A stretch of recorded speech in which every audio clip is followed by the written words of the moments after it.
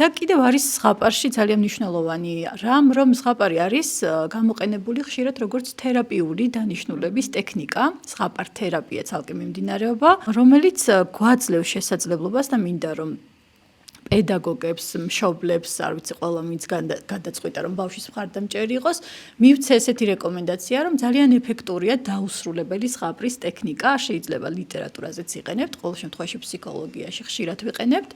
დაუსრულებელი ზღაპრის ტექნიკა გვაძლევს შესაძლებლობას ბავშვის რესურსების ზეწდომის და მისი საჭიროების ანალიზის, ხო, ძალიან მნიშვნელოვანია, როდესაც თქვათ რაღაცა შუა ეტაპამდე, კრიზისამდე მიყვავს ამბავი, მაგალითად გადაწყვიტა ტყეში წასვლა, ხო? აი როგორც ხდება, ხო, გმირის მოგზაურობის კომფორტის ზონა დატოვა და გადავიდა რაღაც ახალ ზონაში და იქედან როგორ გრძელდება.